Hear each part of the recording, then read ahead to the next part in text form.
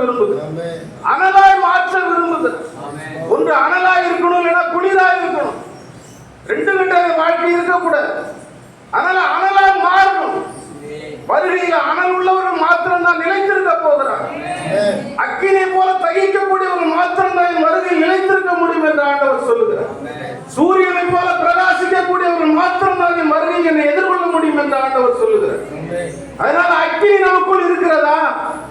அக்கினி அபிஷேகம் இருந்தால்தான் நம்மள புத்தியுள்ள மனவாட்டிகளுக்கு ஒப்பானது.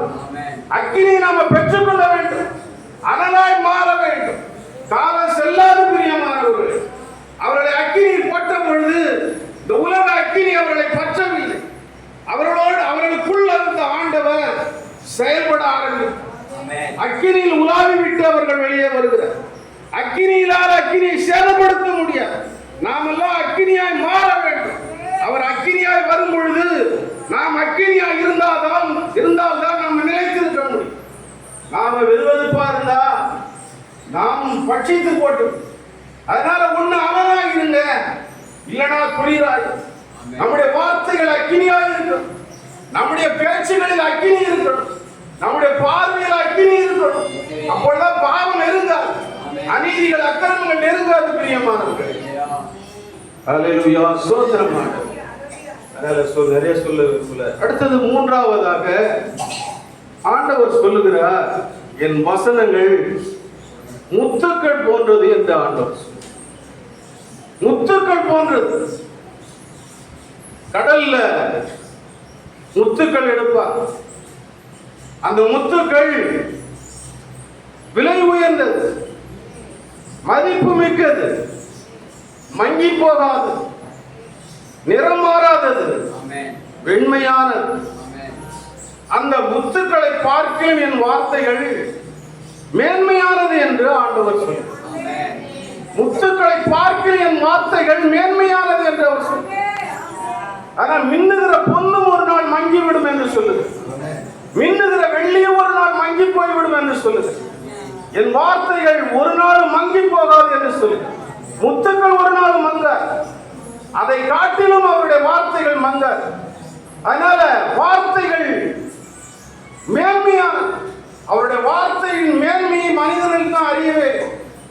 100க்கு அதிபதி சரியாய் அறிந்திருந்தார். ஒரே ஒரு வார்த்தை சொல்லும் என் வேலைக்காரன் பிழைப்பான். ஒரு வார்த்தையின் மேன்மை என்பதை அவன் அறிந்திருந்தான். ஆண்டவர் ஆச்சரியப்படுகிறார். அதை குறித்து அருகில் உள்ளவர்களோடு சொல்லுகிறார். அவருடைய ஒரு வார்த்தையில் வல்லமை உண்டு என்பதை அறிந்திருந்தார். அந்த வார்த்தை தூரத்தில் கிரியை செய்யும் என்று அறிந்திருந்தார். அது தூரத்தில் உள்ள பிணியையும் நீக்கும் என்பதை அவன் அறிந்திருந்தான். வார்த்தையின் மேன்மையை 100க்கு அதிபதி அறிந்திருந்தான் பிரியமான. அவருடைய ஒரே ஒரு வார்த்தை நமக்கு போதும். அவருடைய ஒரே ஒரு வார்த்தை நம்முடைய வாழ்வை மாற்றும். அவருடைய ஒரு வார்த்தை நம்முடைய சுகவீனங்களை மாற்றும், நம்முடைய வறுமையை மாற்றும், நம்முடைய குறைகளை நீக்கும், நம்முடைய நோய்களை நீக்கும், நம்மை மறுரூபமாக்கும். அவருடைய ஒரே ஒரு வார்த்தை போதும். வார்த்தையில் தான் வல்லமை. வல்லமை இல்லாமல் நம்ம ஒன்றுமே செய்ய முடியாது. வரக்கூடிய காலங்கள்லாம் பாவம் நிறைந்த காலங்கள், துன்மார்க்கம் நிறைந்த காலங்கள். அக்கினியாய் இருந்தால்தான் பாவம் பற்றாது. அனலாய் மாற வேண்டும், அக்கினியாய் புறப்பட வேண்டும். எலியா நடமாடும் ரதமாய் இருந்தான். எலியா அக்கினி ரதமாய் இருந்தான். நாமெல்லாம் அக்கினியாய் புறப்படணும். மறுரூபம் உள்ளவர்களாய் மாறி புறப்படணும். உலகத்தை கலக்குகிறவர்களாய் புறப்படணும். நம்முடைய சாயம் தேவ சாயம் என்பதை நிரூபிக்க வேண்டும். நாம் எல்லாம் அனலாய் மாறிடும் பிரியமானவர்களே. வெதுவெதுப்பா இருக்கிறது இது காலம் இல்லை. வேதத்தை வாசிப்பதற்கு கூட காலம் இல்லாத நேரங்கள் வருகிறது. வேதத்தை வைத்துக் கொள்ள நான் சுதந்திரமான காலம். வேதத்தை வாசிப்பதற்கு சரியான காலம். இன்னைக்கு அநேக வீடுகளில் வேதங்கள் மூடப்பட்டிருக்கிறது. வசனங்கள் வாசிக்கப்படாமல் இருக்கிறது. வேதத்தில் வசனத்தை வாசிக்கணும். சரி, அடுத்தது நான்காவதாக ஆண்டவர் சொல்லுகிறார், வசனங்கள் பனித்துளிகள் போன்றது என்று வேதத்தில் வாசிக்கிறோம். உபாகம் 32:2 நம்ம வாசிச்சோம்னா வசனங்கள் பனித்துளிகள் போன்றது என்று எழுதப்பட்டது. பனித்துளிகள் மேலிருந்து மென்மையாய் இறங்கி தாவரங்கள் மீது அமர்ந்து தாவரங்களை பசுமையாக்குகிறது, அவைகளை செழிக்க செய்கிறது, தாவரங்களை வளப்படுத்துகிறது. அதுபோலதான் வசனங்கள் மென்மையாய் நமக்குள் இறங்கி நம்முடைய வாழ்வை வளமாக்குகிறது. ஏற்றுக்கொள்ள மனதுடையவர்களுக்குள்ள அது மென்மையாய் இறங்குகிறது. நம்முடைய உள்ளத்தில் ஏற்றுக்கொள்ள இடம் இருந்தால் அது நம் வாழ்வை வளமாக்கும். ஏற்றுக்கொள்ளாத மனிதர்கள் என்ற நிலை அந்த நாட்களில் வாழ்ந்தார்கள். இது கடினமான சத்தியம் என்று விலகி போனார்கள். இது கடினமான வசனங்கள் வசனிப்பு என்று விலகி போனார்கள். அநேகர் பின்மாற்றம் அடைந்து போனார்கள். பின்பற்றிய அநேகர் பின்மாற்றம் அடைந்தார்கள். இயேசு சீடர்களையும் கேட்கிறார், நீங்களும் போக மனதுடையவர்களாய் இருக்கிறீர்களா? அவர்கள் சொன்னார்கள், யாரிடத்துல போவோம்? உம்மிடத்துல நித்திய ஜீவன் உண்டு. அவர்கள் விசுவாசித்து நிலைத்திருந்தார்கள். அவருடைய வார்த்தைகளை விசுவாசித்தார்கள். அவர் மீது விசுவாசத்தை வைத்தார்கள். யாரிடத்துல போக முடியும்? நாம உலகத்துல யாருக்கிட்ட நம்ம போக முடியும்? யாருக்கிட்ட போனாலும் இந்த உலகத்துல நம்ம ஜெயிக்க முடியும். அவருடைய வார்த்தையில தான் வல்லமை. அதனால வார்த்தை பனித்துளிகளை போல நம்முடைய உள்ளங்களில் ஏற்றுக்கொள்ளும் பொழுது அது நம்முடைய வாழ்வை மறுரூபமாக்குகிறது. நம்முடைய சாயலை தேவ சாயலாக மறுரூபமாக்குகிறது. அதனால வசனங்களை உள்ளத்துக்குள் பனித்துளிகளை போல ஏற்றுக்கொள்ள நம்முடைய மனதில் இடம் இருக்கிறதா? இன்னைக்கு அநேகர் ஒரு காதல வாங்கி மறு காதல விட்டு போறாங்க. அதனால ஏற்றுக்கொள்ளுகிறவர்களுக்கு இந்த வசனங்கள் பனித்துளிகளை போல இறங்கி வாழ்வை மாற்று. அடுத்ததாக வசனங்கள் பட்டயம் போன்றது என்று ஆண்டவர் சொல்லுகிறார். அவர் சொல்லுகிறார், என் வசனம் பட்டயத்தை போல பாய்ந்து செல்லும் என்று ஆண்டவர் சொல்லுகிறார். வசனமாகிய பட்டயத்தால் தான் இயேசு இந்த உலகத்தை ஜெயித்தார். வசனமாகிய பட்டயத்தால் தான் சாத்தானை ஜெயித்தார். வசனமாகிய பட்டயத்தால் தான் அவர் சகலத்தையும் ஜெயித்தார். வசனம் நமக்குள் இருக்கணும். வரக்கூடிய காலங்கள்லாம் பொல்லாத காலம்.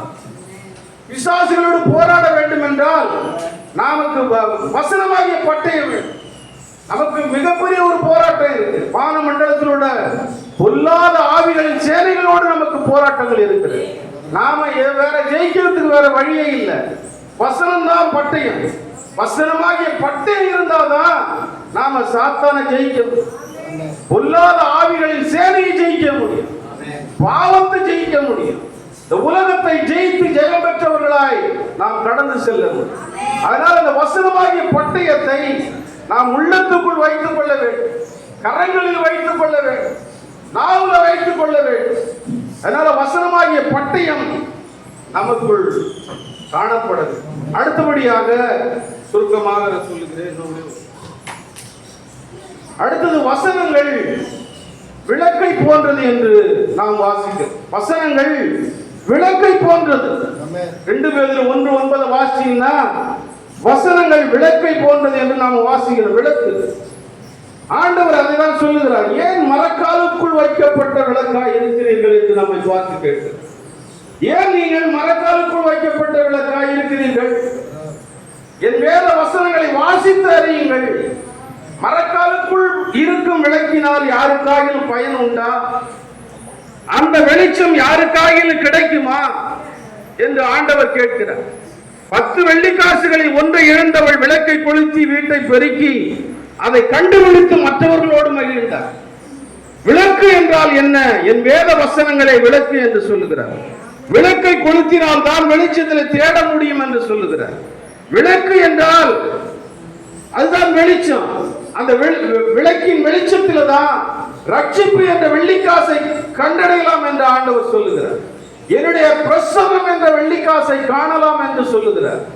ஆட்டுக்குட்டியானவரை காணலாம் என்று ஆண்டவர் சொல்லுகிறார். வெளிச்சத்தில் தான் ஆண்டவரை பார்க்கணும். வெளிச்சத்தில் தான் தரிசிக்க முடியும்.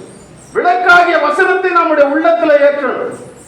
அனைத்து இன்னைக்கு அநேக வீடுகளில் வசனத்தை எல்லாம் வந்து வாட்ஸ்அப் உலகமா போச்சு. பல வகைகளில் வசனத்தை வாசிச்சுட்டு போறோம். அதெல்லாம் தவறான ஒரு காரியம். இயேசு சொன்னதை நான் சொல்றதுக்கு எனக்கு விரும்பல. அதுல நிறைய காரியங்கள் இருக்கு. அதனால வசனமாகிய வெளிச்சம் மரக்காலுக்குள் இன்னைக்கு அநேக வீடுகள்ல மறைக்கப்பட்டிருக்கு. நாமெல்லாம் வெளிச்சமா, உலகத்துக்கு வெளிச்சமா இருக்கும். நமக்குள் வசனம் இருந்தாதான் நாம பிரகாசிக்க முடியும்.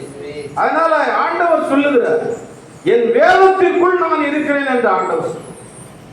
என் வேதத்தை திறந்து பாருங்கள், என்னை காண்பீர்கள் என்று சொல்லுகிறார். ஒவ்வொரு பக்கத்திலும் என்னை கண்டுகொள்வீர்கள் என்று ஆண்டவர் சொல்லுகிறார்.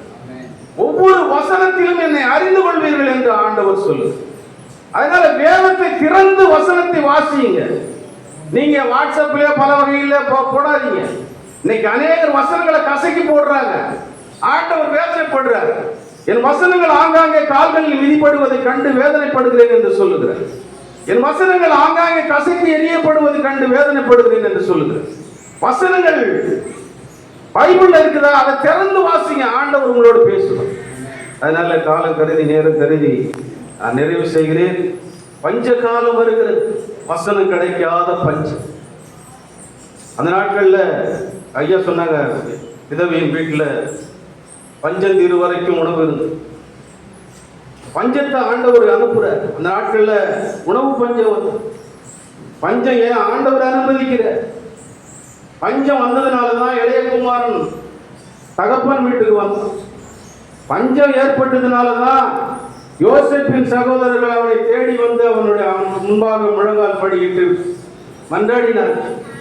பஞ்சம் அனுமதிக்கப்படுகிறது அவருடைய வார்த்தைகள் நிறைவேறுவதற்காக.